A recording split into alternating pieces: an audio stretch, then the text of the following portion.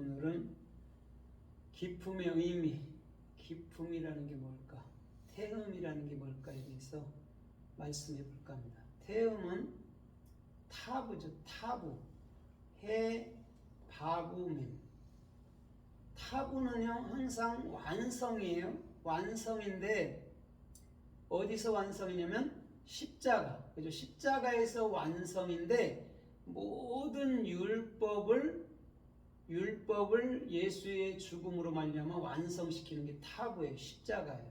그래서 율법도 토라도 타부로 가잖아요. 그죠?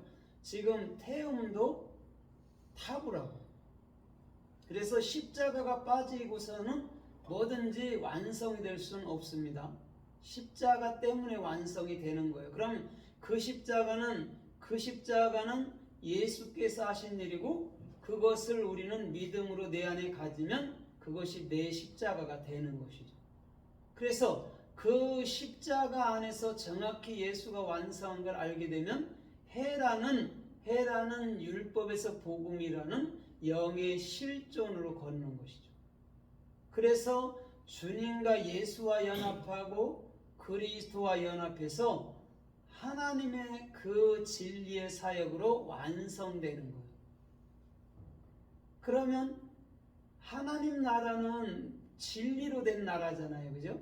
그러면 지금 기품이라는 것은 우리 마음이고, 그 마음이라는 것은 지옥이라는 것이고, 그 지옥이라는 것에선 그리스도가 내 안에 들어와서 그 지옥을 완벽하게 사라지게 할 때에 우리는 그리스도의 나라가 되는 것이죠.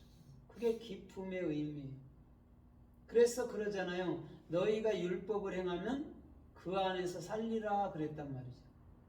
그럼 우리가 율법을 행할 자가 어디 있어요? 그죠? 거기 하나에서 다 걸려 넘어가죠. 그런데 그것을 예수께서 하심으로 우리가 이제 사는 자가 됐다라는 것이죠. 그래서 4절에도 그 예수는, 십자가를 지신 예수는 율법의 마침이 됐다라고 얘기해 주는 거예요. 그러면 예수라는 율법, 또 그 예수의 죽음이라는 십자가가 없이는 우리는 행한다라는 게 무슨 말인지 모른단 말이죠. 그것을 마음으로 가지면 그리스도께서 모든 것을 행하시는 거예요. 그걸 창조라는 아사라는 말을 쓴단 말이죠. 헬라어로는 포이에요. 그건 뭐냐면 됨이에요. 그냥 됨. 완성됨, 사랑이 됨, 찬송이 됨, 말씀이 됨, 은혜가 됨이에요. 되려고 노력하는 게 아니에요. 그건 종교행위예요. 되는 거예요. 그러면 오늘 이 기품이라는 태음이 또 어떻게 쓰였고 어떻게 말씀하나 우리가 좀 살펴보도록 하겠습니다. 누가복음 8장 3절 이하에 보면 그 귀신들을 내쫓을 때 귀신들이 예수께 하는 말이 있어요. 뭐냐면 우리를 무적행으로 들어가지 말게 하옵소서 이렇게 얘기하거든요. 그 무적행이라고 번역된 게 히브리어로는 태음이고 헬라어로는 아비소스예요. 거기로 안 들어가려고 그런다니까요. 그 무적행이라는 게 뭔데 안 들어갈라 하죠? 무적행이라는 게 사람의 생각은 어떻죠? 떠돌아다닙니까? 떠돌아다닙니까? 떠돌아다니죠. 그죠? 딱 묶어놓는 걸 되게 싫어하죠. 너 생각하지 마, 너 말하지 마. 이게 굉장히 힘든 거죠, 인간이. 마치 그와 같은 거죠. 그런데 우리 주님께서는 그 무적행의 그 생각들을 감금시켜서 완벽하게 십자가 안에서 소멸해 버리려고 약속한 거란 말이에요. 그거란 말이에요. 귀신이 우리의 생각이란 말이죠. 그곳에서 끝내버리겠다라는 거죠. 근데 거기를 들어갈라 하질 아니하죠. 싫어요 그러죠. 그런데 우리 주님께서는 그 귀신들을 무적행에다 집어넣어버리죠. 그래서 완벽하게 십자가에서 완성을 시키는 것이죠. 그게 태음이라는 오늘도 저와 여러분들의 모든 삶 속에 기품인 줄 믿습니다. 그러니까 그 기품은요 사람이 측량할 수가 없어요. 그렇죠? 옛날 사람들의 말에도 10길 물길은 알아도 하나의 사람 마음을 알지 못한다고 얘기했어요. 그 무슨 말이냐면 태음이기 때문에 그래요. 마음에 있는 것은요 본인만 알잖아요. 그죠? 본인만 안단 말이죠. 그렇기 때문에 열길 물속보다도 사람의 마음이 더 깊은 거라는 거죠. 측량할 수 없는 것. 그걸 무적행 아니면 그것을 태음, 깊음 이렇게 표현하는 거죠. 그래서 요한계시록에 보면 요한계시록 9장 1절에 보면 하늘에서 땅에 떨어진 별 하나가 있는데 그가 무적행의 열쇠를 가졌어요. 그래서 무적행을 여니까 거기에 막 연기 같은 게 막 올라오며 그죠? 자욱하게 올라오며 그곳에서 황충 같은 것들이 올라온다라고 얘기를 해줘요. 근데 그들이 뭐라고 그러죠? 황충은 메뚜기입니다. 메뚜기 같은데 그들의 써는 것은 전갈이 쏘는 것 같다 이렇게 얘기해요. 그 쏘임을 받으면 죽지도 않고 고통만 따르더라 그래. 그게 5개월 환란이기도 해요. 그러니까 무적행을 열었단 말이에요. 그러니까 무적행에서 나오는 게 황충이었단 말이에요. 그런데 그들이 여자의 머리털을 가지고 금면류관 같은 걸 썼지.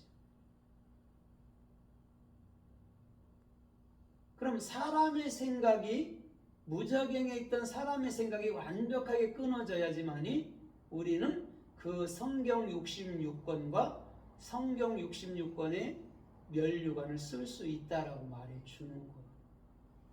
근데 그게 어디서부터 오죠? 무적행. 여러분들 마음속에서부터 나오는 거예요. 사탄은. 그래서 사람이 형상적인 사탄도 사람이 만드는 거예요. 하나님이 만든 게 아니에요. 하나님은 그런 거 안 만들어요. 사람이 만들어요.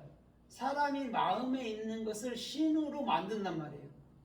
뱀이든지 황소든지 호랑이든지 자기가 만든단 말이에요. 그러면 그거에다가 빌면 그것들이 힘을 갖게 되죠.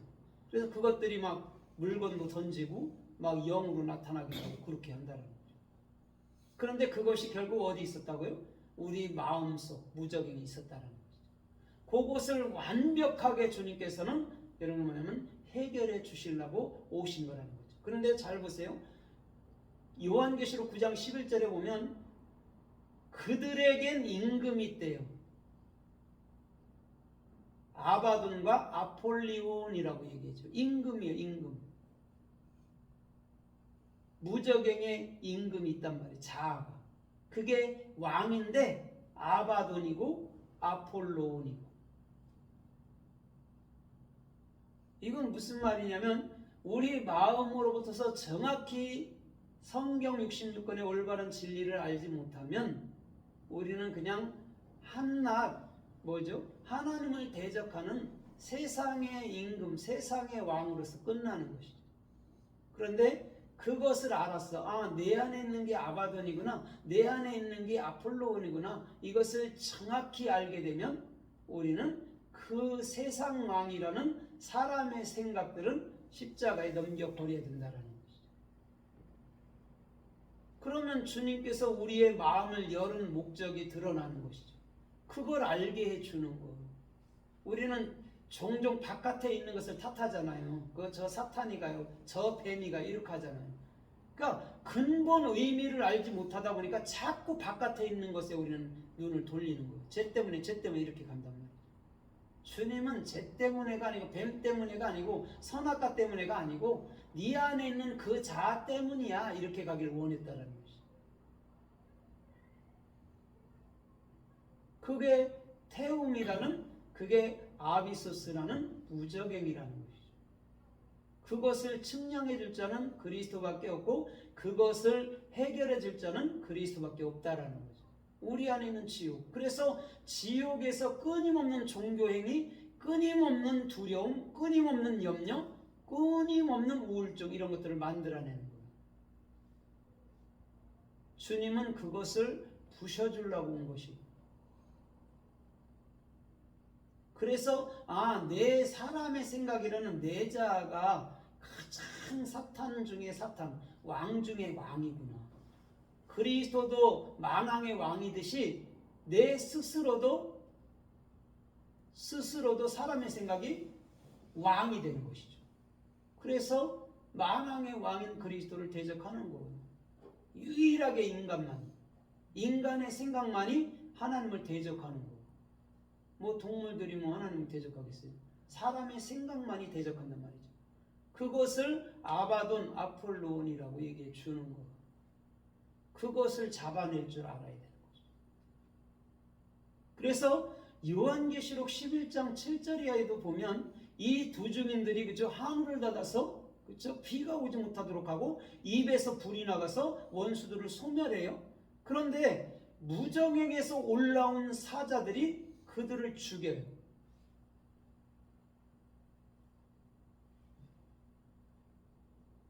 무적행으로부터 올라온 사자. 그게 누굴까요? 자기 생각이라 했죠. 그래서 사람의 생각인데 그건 율법주의의 끝판왕이기도 하는 것이죠. 그래서 두 중이는 그걸로 인해서 죽게 되는 거. 율법의 행위, 그 3년 반의 사역으로 죽게 되는 거죠. 예수 두 중인. 그래서 그 짐승들은 무적행에서부터 올라왔다라고 얘기해 주는 거. 그러니까 우리를 죽이는 것은 우리의 생각이지 다른 것들이 아니에요. 바깥의 것들이 아니란 말이에요. 결국은 다 안의 문제였다니까요. 모든 질병도 다 마찬가지죠. 안의 문제지. 바깥의 게 아니죠.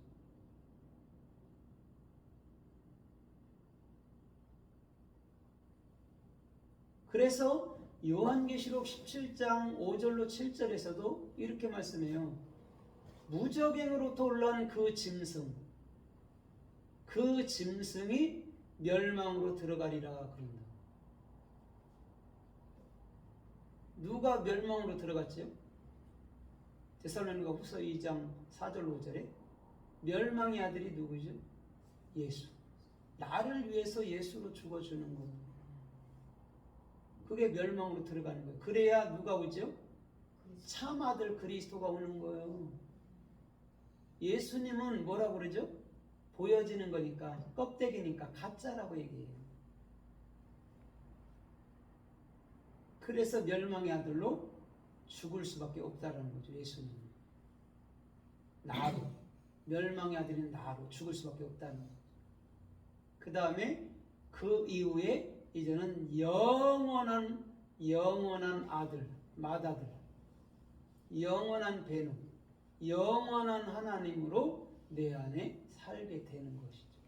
그러면 내 안에 그리스도가 통치가 되면 내 옛사람이라는 아바도는 끝난 것이죠. 그거는 더 이상 힘을 쓸 수가 없죠. 이미 십자가에서 끝났다는 걸 알기 때문에 그렇다는 거죠. 그래서 우리 주님께서는 그가 멸망으로 들어갈 거야 그런다. 그래서 마태복음 24장에 아버지도 모르고 아들도 모르고 천사도 모르고 이런단 말이에요. 거기서 오해가 많이 생기는 거예요. 예수도 모른다 했다 이렇게 얘기하는 거예요. 오직 그것은 그리스도만이 그날과 그 시는 알게 해준다라는 거예요. 그게 아버지라. 그날과 그 시가 뭐죠? 우리가 진짜 그리스도 영을 받을 때, 그러면 율법이라는 모든 주의에서 우리는 떠나오게 된단 말이에요. 그것을 알게 해주는 게 그날과 그 시라고. 마지막 때고 재림이고 그게 끝이고 땅 끝이고 그렇단 말이에요. 그거 없으면 바깥의 땅 끝을 여러분들 바깥의 말세 바깥의 땅 끝을 우리는 자꾸 그린다니까요. 그거는 백날 해봐도 성서에서 말하는 게 아니기 때문에 맞지 아니하죠. 그래서 요한계시록 20장에서도 보니까 큰 천사가 쇠사슬을 갖고 그렇죠? 내려오죠. 그래서 옛뱀이요 마귀요 사탄이요 용 그렇죠? 큰 용을 잡아서 무적에 감염시켜 버리죠. 용은 다른 거 아닙니다. 십자가입니다. 탄인입니다. 그래서 십자가에 달리는 사람이 예수입니다. 그게 탄인이에요. 용이라고. 그래서 그가 죽어 우리 안으로 승천하는 거예요. 그래서 옛날에 고대 속담에도 용은 항상 여의주를 물으면 승천합니다.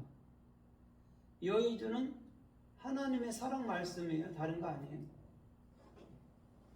그럼 예수가 죽어야 그 동그란 하나님의 사랑 말씀이 내 안으로 들어오죠. 그래서 그것들이 무적행에 감금시켜 버리는 거죠. 거기서 끝내버리는 거죠. 근데 귀신들이 무적행에 들어갈라 한다 했어요? 안 들어갈라 한다 했어요? 안 들어가요. 사람 생각은 끊임없이 주님 말씀에 순종하지 않아요.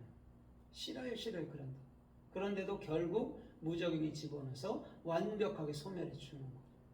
그래서 요한계시록 20장에 그냥 불못에 그냥 태운다 이런 표현을 하는 거예요. 사람의 생각을 완벽하게 없애려면 뭐밖에 없어요? 하나님 말씀밖에 없다고요. 살아있는 말씀밖에. 그래서 그 살아있는 말씀만이 우리의 인간의 그 사탄이라는 그 아바돈이라는 세상 임금을 소멸할 수 있기 때문에 주님께서 애쉬라는 성경 66권을 부를 때 갖고 완벽하게 사람의 생각을 소멸해 주는 거예요. 그것도 얼마나 감사한 일입니까? 그게 불못이에요. 그래서 창세기 2장 1절에도 보면 땅은 혼돈하고 공허하며 그러잖아요. 그죠? 흑암은 기품이 있고 이런다고. 또 더 나가서 하나님의 신은 수면에 운행하시니라 그런다.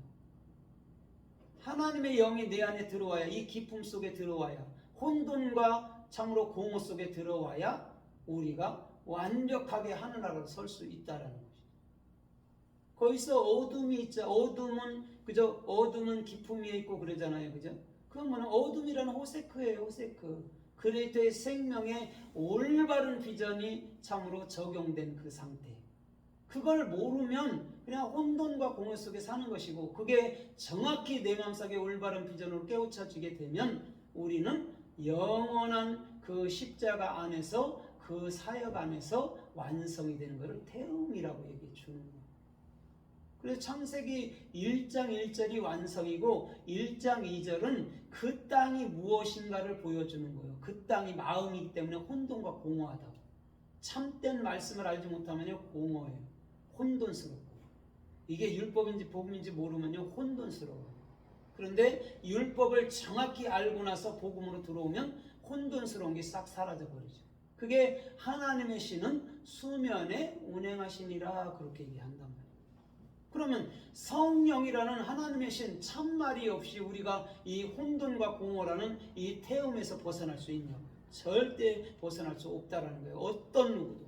철학자들도, 돌을 닦는 사람들도, 깨끗한 사람들도, 거룩한 사람들도 안 된단 말이에요.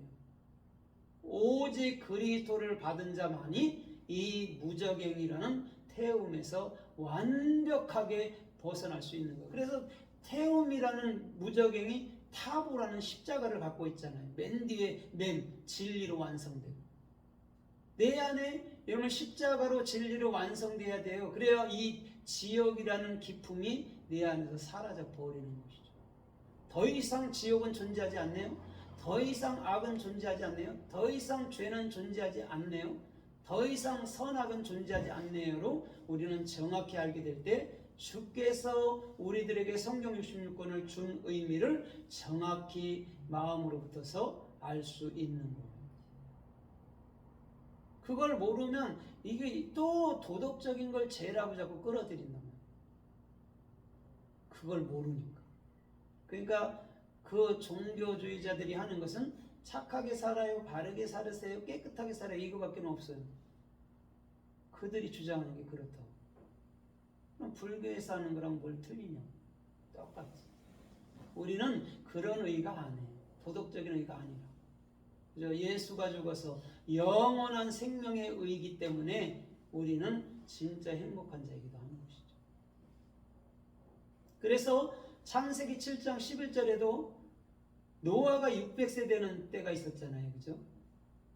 그달 2월 17일 날 하늘에 그 창들이 열리고 깊은 샘들이 터지고 40주일간 여러분 40주야를 장대비를 쏟아내렸다라는 것이죠. 마타를 했다라는 거예요. 진리의 사역을 쏟아붓을 때 사람 코로기식하는 모든 사람의 생각들은 다 죽었다라는 거죠. 오직 노아라는 부활의 생명을 가진 자, 그 자는 내 생각을 십자가로 넘겨버렸기 때문에 살아있는 거예요. 그럼 전 세계 사람들은 그럼 어떻게 된 거죠? 죽어서 노아가 된 것이고, 노아는 살아서 진짜 영으로 사니까 그 40조의 빗물에서도 살아남는 거, 그걸 알기 때문에. 모르는 사람들은 그걸로 맞아 죽어야 영이 되는 거죠. 그래서 노아가 8이란 말이에요. 8. 다윗도 몇 번째죠? 다윗이 몇 번째예요? 다윗 8번째잖아요. 8. 부활. 그래서 그가 그리스도라는 거예요. 부활의 생명이 있으면 그 노아의 홍수가 뭔지를 알기 때문에, 한마물이라는 성령의 역사함, 성령의 깨트림을 알기 때문에 경험하지 않고도 산다는 거예요.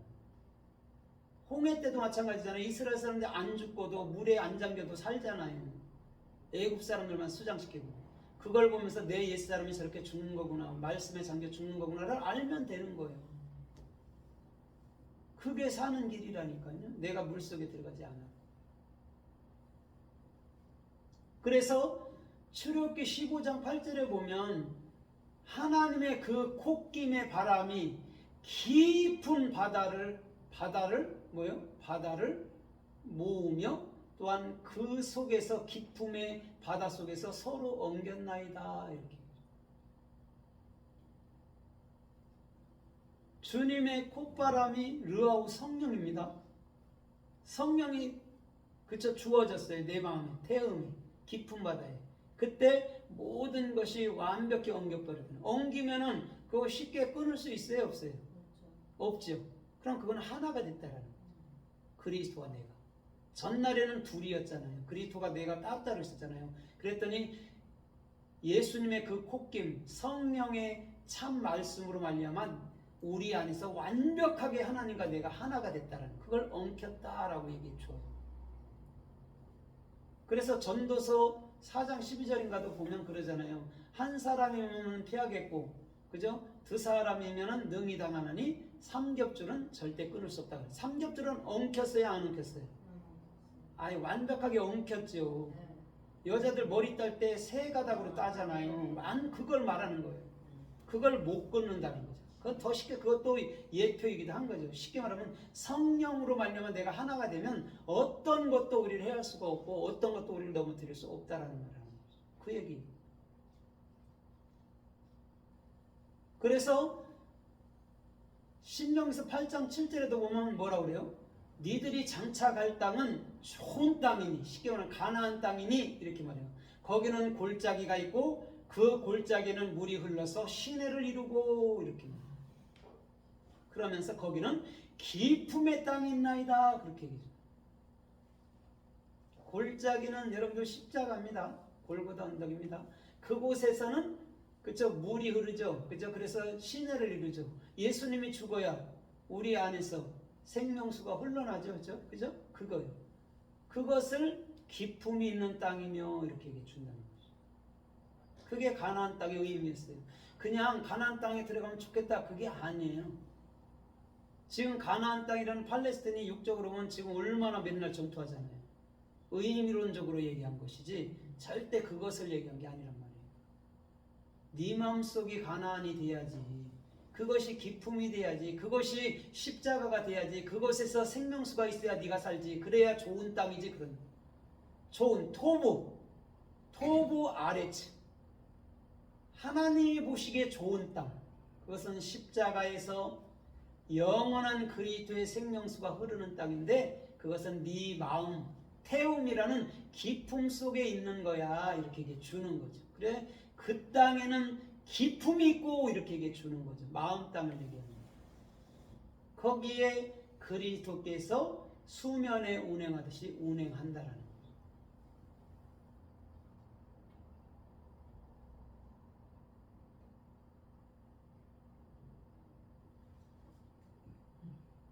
그래서 시편에도 보면 시편 33편 7절 이하에서도 보면, 거기서도 보면 이렇게 말하죠. 내가 바닷물을 뭐야 한 곳으로 모으고 이렇게 말해요.